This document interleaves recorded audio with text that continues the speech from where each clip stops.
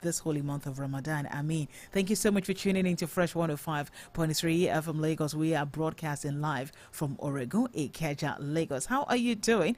I hope your weekend went exactly how you planned it. If your plan was to turn up all weekend, you had plans to hang out with your friends, attend a party on Saturday, attend another party on Sunday, a Sunday afternoon, attend another party on Sunday evening. If that was your plan and you got around to doing everything, shout out to you, congratulations to you. And if your plan was to rest and be at home all through the weekend, turn off your phone rather, and all that, and you eventually got to doing that, congratulations to you as well. My weekend was let me try to remember what happened. I think it was just there, honestly. I had so much chores to do all weekend, so I think that was just it for me.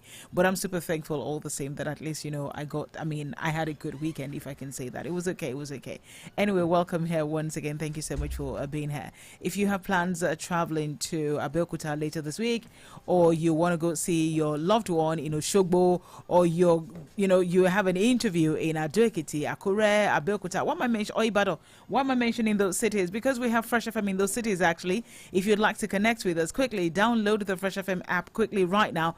Once you do that, you see the list of stations that we have in the southwestern part of the country, and you get to connect with us. So not just Fresh FM Lagos, okay? We're live on Facebook as well at Fresh FM Lagos. It's the handle to look out for on Facebook. You just click on Fresh FM Lagos, and you get to watch us live. You see our beautiful studio, and you actually get to, be part of our live programs. My name is Adenike Lanley. Good morning and welcome on board. The program you're listening to is Freshly Pressed. And what do we do on Freshly Pressed? Mondays, Tuesdays, Wednesdays, Thursdays, and Fridays. We'll bring you all the headlines that you can find on the front pages of the newspapers. On Monday, we usually don't have analysts, but on Tuesday, Wednesday, Thursday, and Friday, we usually have analysts in the studio. Monday, Wednesdays, and Fridays, we're here 8 o'clock till 9:30. Tuesdays and Thursdays, we're here 8 o'clock till 9 o'clock. But today, we have someone that we'll be talking to on the phone. Is someone you know too, very well. Like a building fund request or something along those lines to the dad. So I think the dad called them because he's elderly. So their dad called them and asked them to, rally around and, just raise some money for him. And that the church requested 5 million. I'm not kidding. A building fund. And, the first thing I said was, where did you expect your dad to get that from? To begin with, he's no longer in service. He's no longer in active politics. And he's also a pensioner. He's over 70. So where did they expect him to get this money? That's a lot of money, expecting him to cough out 5 million. Of course, the church is not saying give us 5 million, but if you give us 5 million, we won't mind. But that's what we need. So if you can give us 2, if you can give us 3, whatever it is, but at least, we need 5 million.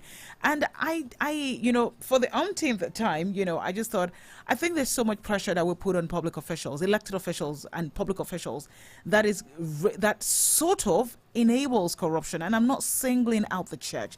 I'm also referring to you and I. And how do I mean? For example, you meet someone who happens to be a senator. You have an uncle who is, a representative.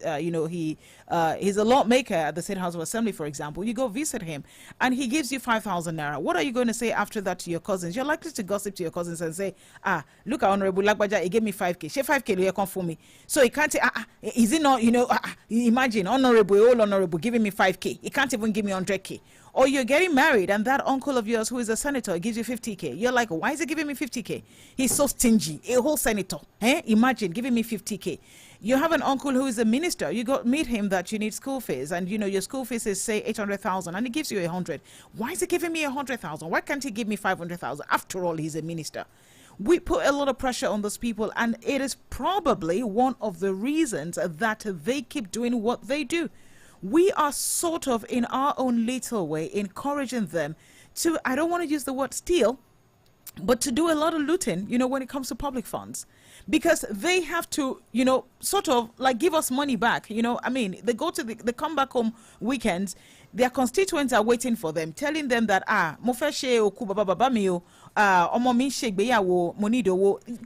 go to their houses or go to their offices. The senators, House of Reps, go to their offices in Lagos, for example. At least I'm very aware of some of their offices. You need to see people waiting to collect money from them. I understand you can also say that, Nike, it's solely because the economy is really not good. They didn't put a lot of things in place for us. So that's why we always go to them and, ask them for money. But honestly, though, I personally feel that we're putting a lot of pressure on them. The church, the mosque, we are putting a lot of pressure on those people. When you're asking somebody who is out of service, I'm even looking at it from the angle of he's a pensioner. Where do you expect him to get 5 million from? Do you think he's stashed 5 million someplace? I personally feel it's ridiculous. When you go to church on Sunday, for example, a commissioner is in service. He has a different place that is sitting. Why are you it's the house of God. It is the house of God. There should be no preferential treatment for these people. We elected some of them into power. They are just like you and I. Why are we giving them preferential treatment? Because they have money. It is that simple. It is solely because they have money, or they have access to money, and they also have access to power. It is when you have public officials in churches that you are in service, that's when the church remembers that, our car, we need a car, we need an organ, we need this, we need that. We need to do better. Again, I'm not singling out the church. I'm not attacking the church or anything. I just feel that we need to do better as a people and stop putting pressure on elected or public officials, because this is one of the reasons they keep doing what they do, because they have to give us returns in court, if you get what I mean. All right, then, it is Freshly Pressed on your Fresh 105.3 FM Lagos. My name is Adenike Lanley. Good morning to you. All right, then, so let's get into the papers. Maybe when I get to speak with Ajike today, I'm going to share a personal story that links sort of with this, story. Anyway, we have papers like the Nation newspaper, the Punch, the Guardian newspaper, Daily Trust newspaper, Vanguard, and lastly, we'll be looking at the front page of Nigerian Tribune. Now, let's begin with stories on the front page of the Nation newspaper. Not much happening here. There's an advertorial wishing Pastor Enoch Adeboye a happy birthday. Full page, for the most part of, for almost like I think almost the front page. So there's just one single headline. Fubara, I will obey Supreme Court judgment. Governor asks council chairman to hand over and vacate office. All the details can be found in today's The Nation newspaper. That's not the only story that they have. Lots of stories, actually. Get a copy this morning. The Punch newspaper is up next. Fubara dismisses impeachment rumor. Rivers elders caution federal government. Local government autonomy. Government agencies brainstorm as direct payment suffers a setback. ATM loaded with cash as a 100 naira withdrawal fee begins. How buyers will get 65 naira per litre refund. That's coming from Dangote Refinery. Get all the details in today's the Punch newspaper. The Guardian newspaper quickly. 2025 budget. Bloated 41 trillion naira revenue target stokes fresh fiscal deficit concern. June 12, Olanipẹ can be rated by Babangida for not apologizing to Abiola family and the Nigerians. Arewa Consultative Forum calls for probe over Akpabio Akpoti Dragon's face-off. Betrayal politics stalled 2014 Confab report implementation, says Jonathan. House moves against oil firms owing federal government 9.4 trillion naira royalties and other charges. You cannot play God, Wike tells Fubara as governor pledges obedience to Supreme Court rulings. Dangote absorbs 16 billion naira marketers' loss from price reduction. Get a copy of the Guardian newspaper this morning to read all the stories and more today. Daily Trust quickly. Protest in Jos over killing of truck drivers in Southeast. 20 killed. Many vehicles burned in 1 year. My slain brother left behind 12 children. NURGW6 probe. Police mom. Bandits abduct 4 varsity students in Katina. Natasha versus Akpabio. ACF demands a probe. Senate rules out impeachment. Sarkins dies at 125. Makinde. Others mourn. Massive job losses in Nigeria over USAID's funding freeze. Get a copy of Daily Trust newspaper this morning to read all the stories today. Our penultimate paper this morning is Vanguard. Plots to return Obasa thicken. That on Lagos Assembly crisis. State of the nation, Nigeria flowing with tears of blood. That's coming from Anglican Church.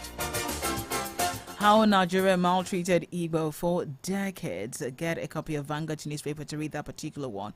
Supreme Court verdict on Rivers. Anxiety as Fubara begins implementation. Further hike in electricity tariff will be resisted. Ramadan can Napton fume over closure of schools. Why exchange rate stability is not sustainable, that coming from experts. Why federal government insists contractors move to site before mobilization. That's coming from the Minister of Works and Housing, Dave Umahi. Get a copy of Vanguard newspaper this morning to read all the stories today. Lastly, let's look at the front page of Nigerian Tribune. NLC threatens mass action over telecoms, electricity tariff hikes. Alleged sexual harassment, we have no petition against Akpabio. That's coming from Senate. Media aid faults Saraki. Fubara to implement Supreme Court verdict orders local government chairman to hand over Dangote to refund customers who purchase PMS above advertised rates from key partners. Elumelu commits to boosting Gabon's infrastructure and youth empowerment. Why I did not implement the 2014 Confab recommendations, that's coming from Jonathan. Lastly, new ATM fees. Customers grow as banks begin implementations. Direct CBN to suspend ATM fee hike pending court verdict. Serap tells the Tinubu. Get a copy of Nigerian Tribune this morning to read all the stories and more today.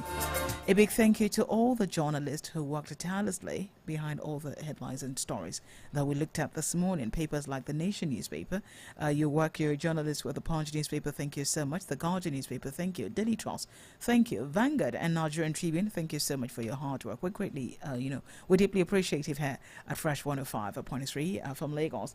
In the studio with me, on the phone rather, this morning is Achike Chude. He's the National Secretary of the Nigerian Union of Abuja this morning. Achike Chude is with me. Achike, good morning. How are you today?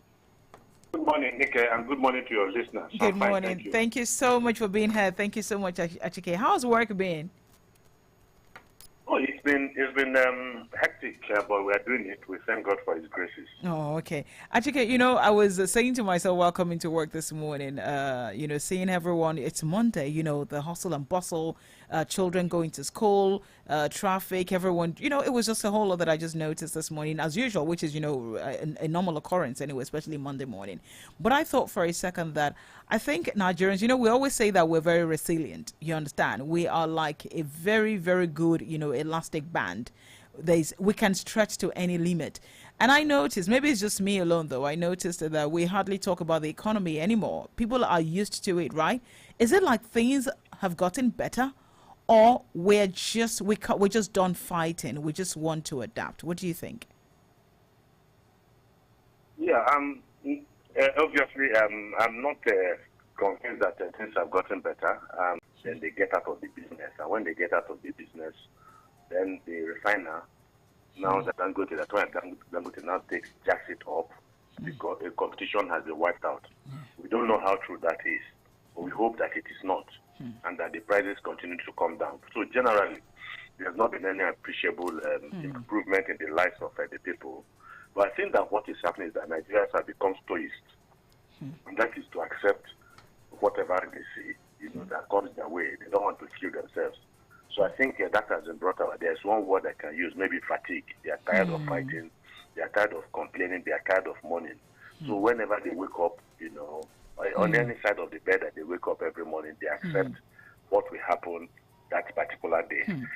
In a way, I think it is good because it insulates them from, the crisis that come with it, the hypertension and all of that they are not meeting up. But it is also very dangerous because what it means is that you have latent hostility building up in the minds of Nigerians, looking for a way to explode, and that is not a good thing. A good thing. So I think that for me, if you ask me, Nigerians are tired of complaining and moaning and all that, and so they just feel that look, we can't do anything about it, we can't change it, so let's just take it.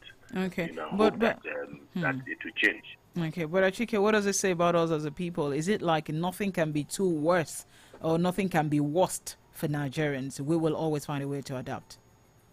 I don't know, but don't forget that, yes, if we have always said so, because people will tell you that the kind of things that have happened in this country are unprecedented, and in other countries, it will not be allowed. I don't exactly know how true it is, but they talk about this great elasticity among Nigerians, But the reality is that, yes, if we say that Nigerians are resilient people, they are, but the problem again is that if you say some people, you ask yourself a question, how are people surviving? And you don't know why. You say it's a miracle that people are surviving. But the truth of the matter is that so many people are not surviving. So many people are dying in hospitals. They are dying on the roads. They are dying because they cannot buy medicines and all that. And the proper medical facilities are not there. So while perhaps the majority of Nigerians are surviving, some are just managing to survive by the skin of the teeth, while others are not surviving at all. And they die off. So it's not, we want a situation, that we want things that will improve this country. Because I think that the long-suffering Nigerians need a break from decades of continuous struggle, and difficulty in meeting life's expectations. I think that Nigerians deserve much more than they are getting. Okay. But you said something again in your opening, and that is very key. It's a vicious cycle. You talked about a vicious cycle of expectations. Politicians want to get to power. They bend all the rules. Perhaps for those who are in elected office already, after dipping their hands into the public treasury, they have enough money to be able to prosecute an election, battle. And then when they get in there, obviously bribing the people and pay. Because again, the moment they get to power, they realize that they have to, in 4 years' time, they might have to seek to get back to power. So they are always trying to, satisfy the people who keep on demanding more and more from them, putting more, stress, and pressure on them. The only way they can meet up with these expectations is to dip their hands more into the treasury to be able to satisfy the people. And so it's a vicious cycle. And then if you look at it, again, yes, to whom much is given, much is expected. So there's a greater blame for the politicians who should know better. But there's also the blame that goes to the people who keep on making these demands on the politicians. But then again, if they have not weaponized poverty, if they had reduced the misery of the people, then the people themselves and they teach the people how to fish, then the people will not go to them to ask for fish. So there's enough, a lot of enough blame to go around. Everybody perhaps is guilty, but I think those who have been given more are the most guilty. Thank you so much, Achike. So let's begin with did any particular headlines stick out while I was reading the headlines? Hello? Well, I think you mentioned that the scandal, the brewing scandal, the growing scandal between the president yes. and... Funnily, I was actually going to start with that, though. Imagine. I was going to start with that. Yeah. It's sad. It's unfortunate because some of us at this stage, the development of the country should be talking about statecraft, the art of governance, and talking about the things that the government is doing, whether positive or negative and all that. But when you have very high-ranking officials of government involved in some of these mundane lascivity, lasciviousness, yes. It is upsetting. It gives you an idea of where we are today. It is exceedingly very sad. Yes, the issue, has been referred to the ethics committee and the privileges committee. Yes. And the both combatants, Apoti and the Senate President are expected to appear before it. I hope that the Senate President appears. The former Senate President Olusola Salaki, penned an op-ed recently where he talked about the need to preserve the integrity and the image of the institution, of the Senate as an institution, and also talked about allegations that were made against him when he was Senate President, and how he had to humble himself to appear before the Code of Ethics Committee to defend himself, and also urged, Akpabio to also do likewise. Because to whom much is given, much is expected. It is now she said, I said situation. So nobody knows where the truth is. But there's something Apoti has also said, that if there's going to be an investigation by the Ethics and Privileges Commission, it must be done in the open space, because you are talking about no other person than the personality of the President of the Senate, who has immense influence, in the upper chambers. Yes. And so as a result of that, perhaps the non-partisanship, and the objectivity of the people in the Ethics and Privileges Committee will be brought into question. And I think the only way you can douse any suspicion of foul play would be to make it as transparent as possible. But Achike, quickly though, if we look at the influence that Akpabio, the Senate President, the influence that he has in the House and outside the House, especially when you see that a lot of Natasha Akpoti's colleagues, have come out to basically throw her under the bus. She has not gotten any single support, even from women as well, in the House. a lot of people have basically been. I remember. I think it was. I think Senator Olujimi who said that she stopped making women look like they're emotionally unstable. I don't know if you saw that interview on Arise Television. So basically, and we had Senator Kingibe who said that, oh no, she had never been harassed by Akpabio before and whatnot. So when you look at her colleagues are coming out to say that, basically not defending her and not even sitting on the fence, because it would have been different if they had sat on the fence and be like, you know what, let the Ethics and Privileges committee take charge. But this time around, it looks like they already have somebody that they are supporting. So and it also says a lot about the influence of the Senate president. So do you trust the Ethics and Privileges committee to do a good job, whether it is done transparently or not? Do you trust do you trust them to do a good job, or you think a good job is subjective? Well, I don't know the members of the Ethics and Privileges Committee. Okay. But I know the Nigerian situation, and I know Nigerian politicians and what drives them and motivates them. Okay. So it is not. It won't be very strange if there is a bit of hanky-panky there. But at the same time, we should not preempt them. We should not impugn their integrity. Perhaps they will do a good job. We don't know exactly that. Okay. But as for the women who are not supporting Akpoti, it's now left for Akpoti on her own to carry her own cross. If